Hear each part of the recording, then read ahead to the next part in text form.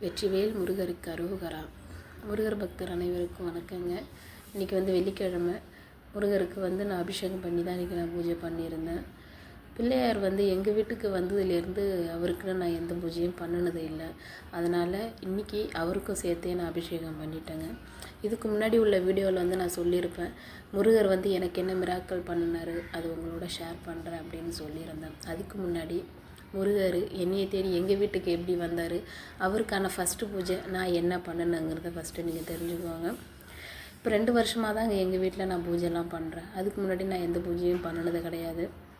கோவிலுக்கு போவோம், சாமி கும்பிடுவோம், அதோட அப்போ முருகரை பற்றி நான் கேள்விப்பட்டேன்.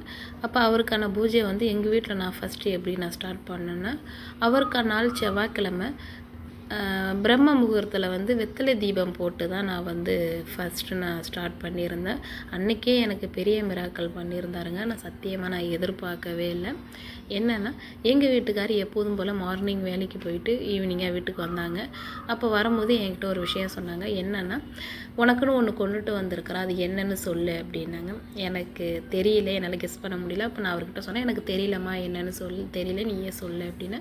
அப்போ எங்கள் வீட்டுக்கார் சொன்னார், உனக்கு திருத்தணியிலேருந்து முருகருடைய காலன்றும் அவருடைய பிரசாதமும் உனக்கு நான் கொண்டுட்டு வந்திருக்கிறேன் அப்படிங்கிற மாதிரி சொன்னார்.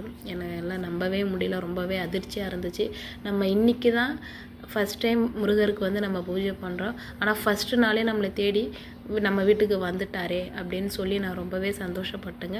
அப்போ எங்கள் வீட்டுக்கார்ட்ட நான் கேட்டேன், யாரும்மா கொடுத்தா உனக்கு, இது ஏது அப்படின்னு சொல்லி கேட்டேன். அப்போ எங்கள் வீட்டுக்கார் சொன்னார், எங்கள் ஓனருக்கு எப்போதுமே திருத்தணிலேருந்து பிரசாதம் வரும், அப்போ அங்கேருந்து கொண்டுட்டு வந்து ஐயர் எனக்கும் சேர்த்து கொடுத்தாங்க அப்படிங்கிற மாரி சொன்னார்.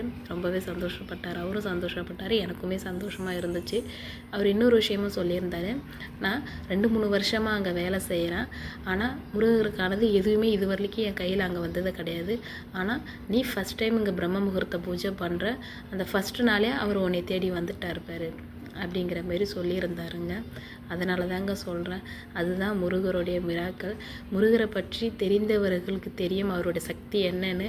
தெரியாதவர்கள் எத்தனையோ பேர் இருக்கிறாங்க. அவங்களாம் தெரிஞ்சுக்கணுங்கிறதுக்காக தாங்க அந்த வீடியோ. என்னுடைய வீடியோ நான் பேசின விதமும் உங்களுக்கு பிடிச்சிருந்தா என்னுடைய சேனலை நீங்கள் லைக் பண்ணுங்கள், ஷேர் பண்ணுங்கள், சப்ஸ்கிரைப் பண்ணுங்கள். அப்போ தான் நான் அடுத்தடுத்த முருகரை பற்றி போடுற ஒவ்வொரு வீடியோவும் உங்களுக்கு வரும். முருகரை பற்றி தெரியாதவர்களுக்கும் இந்த வீடியோ போகணும், அதுதான் என்னுடைய ஒரே ஆசை. முருகர் ஃபஸ்ட்டு எங்கள் வீட்டுக்கு அவருடைய ஃபோட்டோவை நான் உங்களுக்கு கடைசியாக அந்த வீடியோவில் கொடுத்துருக்கேன் பாருங்கள். இதுதான் ஃபஸ்ட்டு எங்களுக்கு வீட்டுக்கு அவருடைய ஃபோட்டோ.